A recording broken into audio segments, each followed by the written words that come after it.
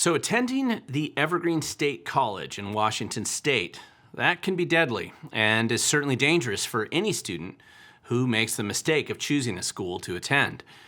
And I want to discuss a recent report from the Washington State Patrol about a December 11th completely preventable student death, along with several other hospitalized students due to just a bumbling incompetence and a complete failure by the Evergreen State College to protect the students who actually go there. And let's just get into the story. Now, on December 11th last year, the tragic death of 21-year-old Evergreen State College student Jonathan Rodriguez, this is actually a photo of him here, plus the hospitalization of multiple other students caused by the incompetent and faulty installation of a tankless hot water heater, and then the repeat ignoring most of the day, basically, of the carbon monoxide alarms that were constantly going off, and they were just shutting them off, that was directly caused by incompetence and just general stupidity at the Evergreen State College. Well, the original mistake made was the decision to attend this college in the first place. It wasn't the students' fault that they were killed or hospitalized. A recent report produced by the Washington State Patrol just details the timeline, the causes, and the results of this investigation. And it should be exhibit number 1 for prospective students when considering which college that you should attend next year. Now listen, it's no secret that I've been critical of the Evergreen State College over the past few years. It is hard for any honest person to not be critical of this failed institution, and the real scandal here just continues to unfold as Washington State continues to underwrite and fund a completely failed experimental education facility with overpaid, bloated administrative staff, zero standards of any kind for incoming students, with just a spiraling failure at every level to create a safe educational environment for naive students who mistakenly choose to attend this place. Now, I've linked to my other videos down below about this educational embarrassment, but at some point, the Washington State Legislature will have to just get serious about their failure to clearly recognize the obvious and just finally shut down this embarrassment to education. The experiment has clearly failed, and the more you learn about this place, the less likely you are to attend as a prospective student, which is why the college specializes in trying to entice out-of-state students with poor grades or no grades at all to attend. This college has a high rate of freshmen who transfer out after realizing the mistake they made of going here in the first place. But let's face it, with declining student enrollments across the nation, new college students have many options to put themselves in debt at plenty of colleges which might be more likely to provide value for their future employment prospects, instead of just to ensure that only local government or state government is going to hire those who actually graduate. Whatever graduation means here, because at Evergreen State College, they don't give grades. Now, apparently, as the recent Washington State Patrol report indicates, this school is also unlikely to be safe for students either. In recent years, the school had to worry about violent protests and mobs on campus, chasing away professors, and the forced indoctrination programs, which were bad enough. However, now, as multiple rounds of staff layoffs have occurred, which for some reason don't really touch the increasingly bloated political appointees and senior bureaucrats that are hired to manage this failed institution. You can never be woke enough to be safe at this school, and now it looks like as the facilities and the student housing continues to decay, it might actually kill you too. It's risky business for incoming students, and why would you do this to yourself?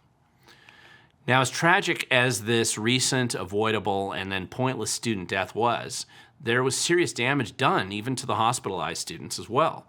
Now, fortunately, they were able to be saved at the hospital, but who knows what type of brain damage can be done with these types of traumatic incidents. Now, admittedly, this brain damage might be even less obvious at the Evergreen State College than at other institutions, but that's no excuse to keep endangering student lives.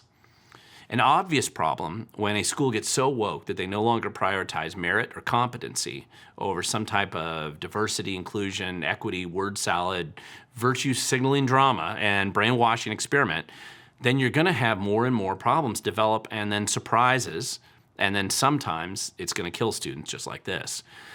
Now, this publicly funded institution should not be allowed to whitewash this scandal away, or perhaps it'd be more accurate to say greenwash it away. Now listen, over the years, I've spoken to many Evergreen College students, and many of them who graduated. Now some of them appreciated the experience, Most of them hide the fact that they attended the school from any future employer prospects because of the large number of private employers who refuse to hire or even interview anyone who graduated from this place.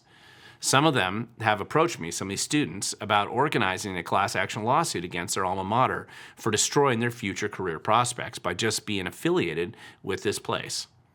Now listen, we don't need to fund this mess any longer. The school is doomed at some point soon anyway. So why are we just drawing out the suffering, not to mention the waste? These future students will have a much brighter future no matter where they go if they don't go here. Plus, they're more likely to be alive, apparently. Now, my concern, of course, is that things will only get worse. The bloated, high-priced administration, they're desperate to keep the unaccountable kind of gravy train going here. You can see from their very political board, consisting of former State Senator Karen Frazier here, among others, mostly government employees, of course. This isn't a serious group of people. Education is not their priority, and competency is clearly not their strength.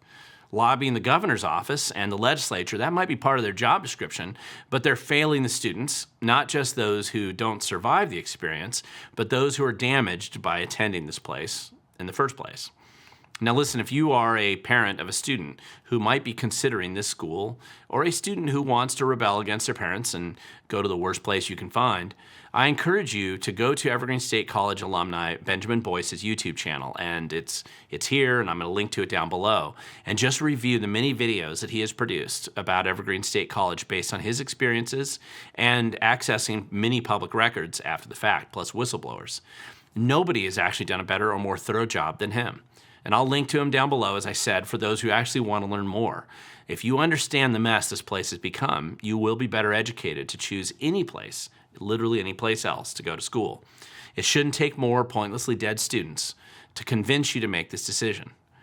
But the life you save may be your own, and your future will certainly be brighter if you just go somewhere else.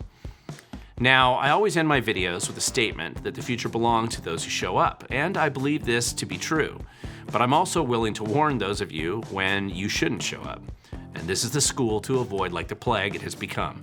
And unlike the administration at this college, pay attention to fire alarms and carbon monoxide alarms. Be smart and be safe out there. Thanks for watching.